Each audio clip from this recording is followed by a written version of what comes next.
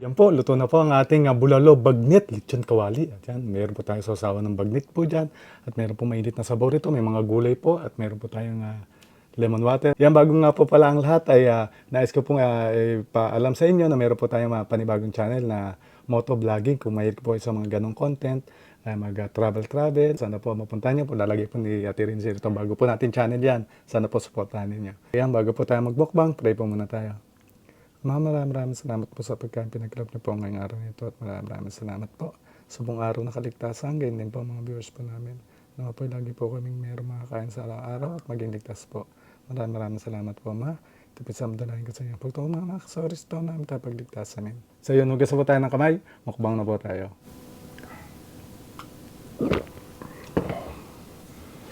Ito po muna tayong sabaw. Init pa.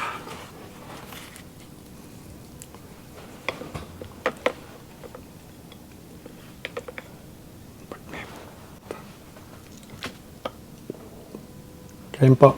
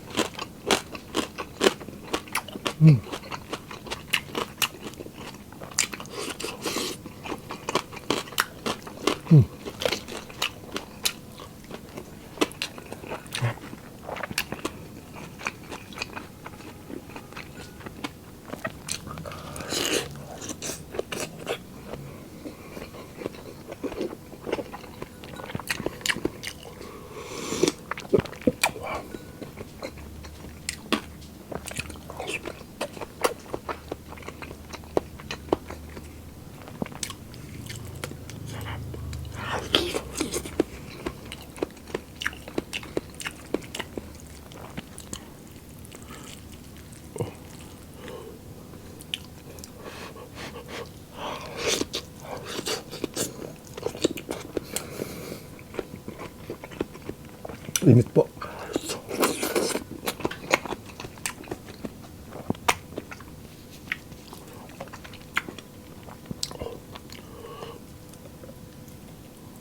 Napakalambot.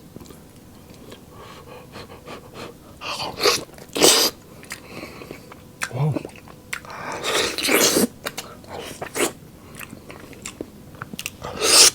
Parang lambot po ng gatil.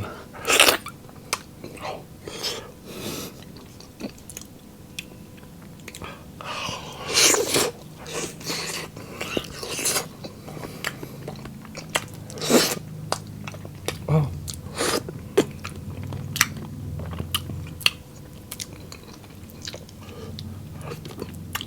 Sana may laman pa po.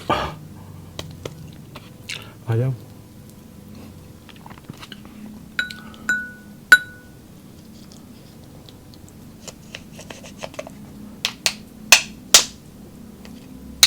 Yun. Ubus na.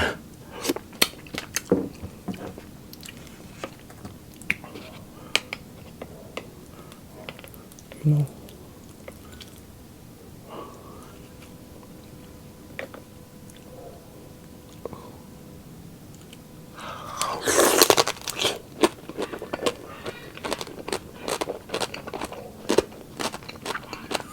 Oh.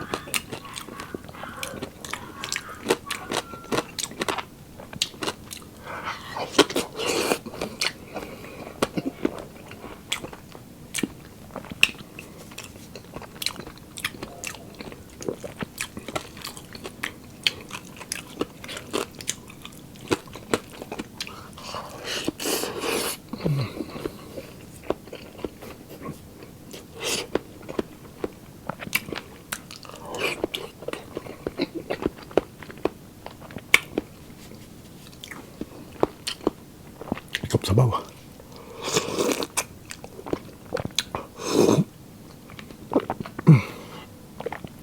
Tikman naman natin ito isang sausawan.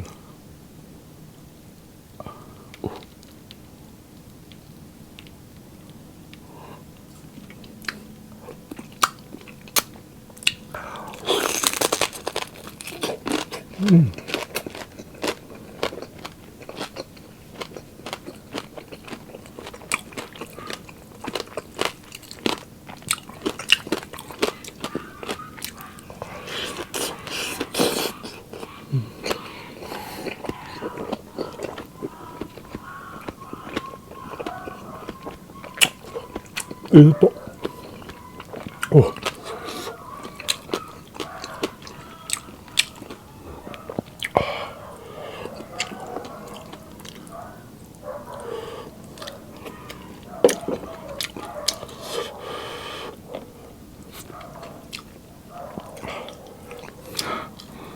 Kain po.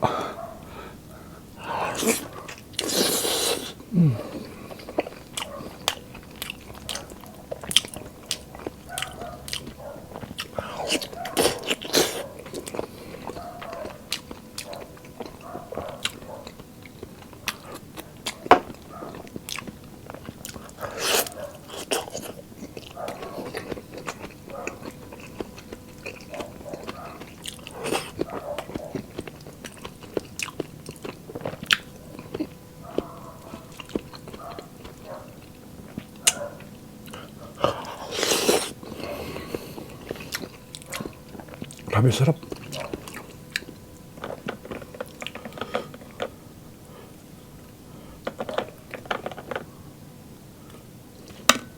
Tignan po natin sila eh.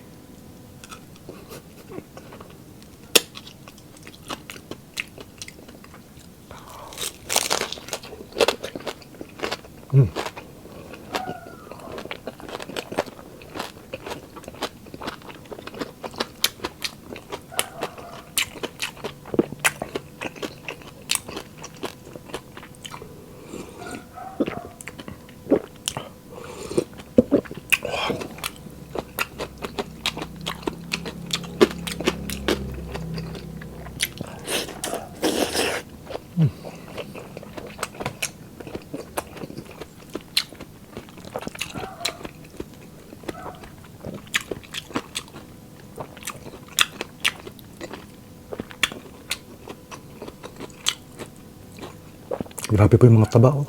Napakasarap po niya, napakalasa.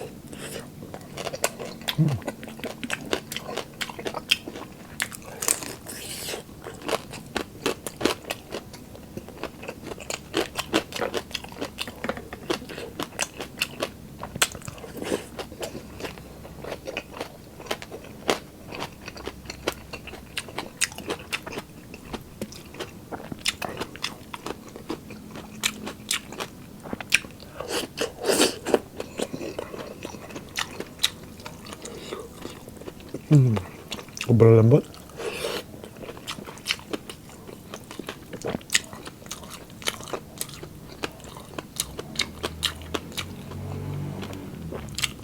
Parang corned beef na po sa lambot. Mamol.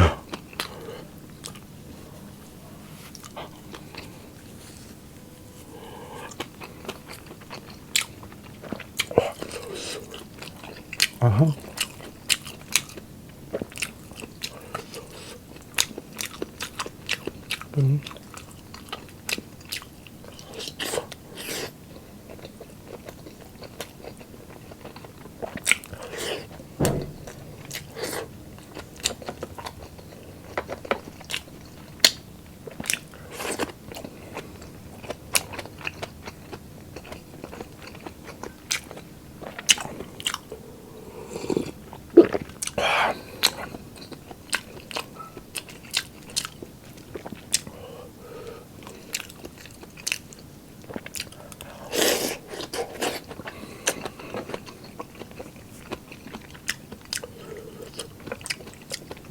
Sarap ng gulay po.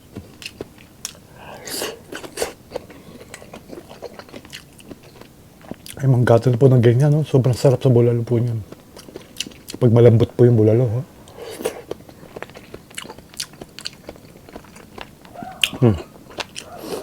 Kaya kapag magluluto po niya, pinakamababa po 3 oras hanggang 4 na oras po. Pag may pressure cooker po naman kayo, at least mga 1.5 hour po. Sobrang lutong, sobrang ano na po, sobrang lambot na.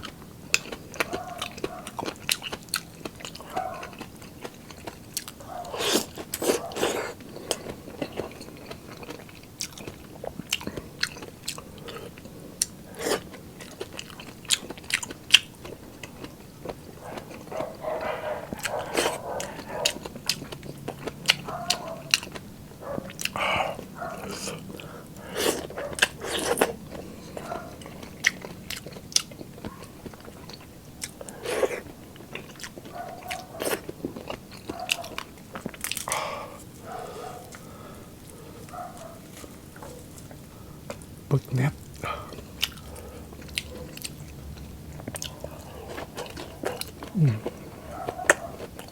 Huh?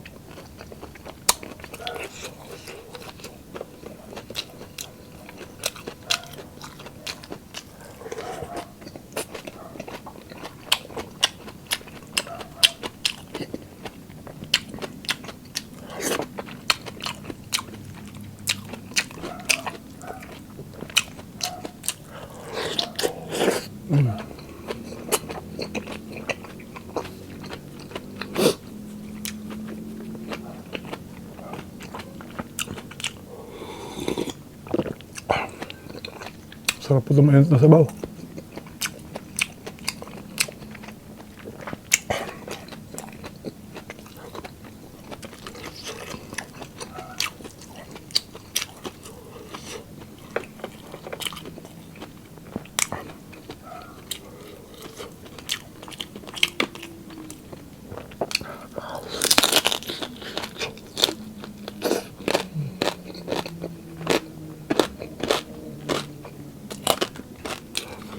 Ito.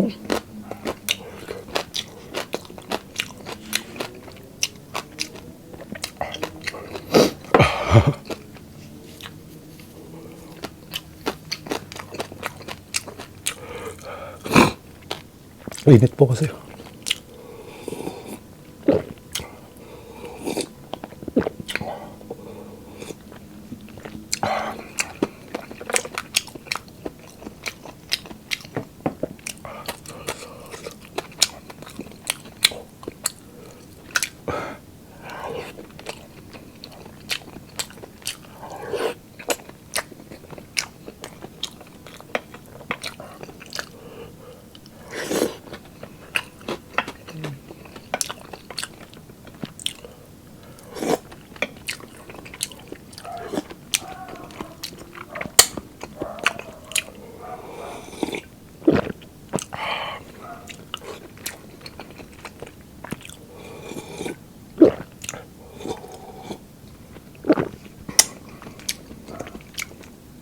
Last bite po.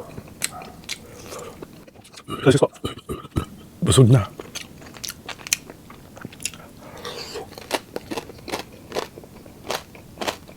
Ah.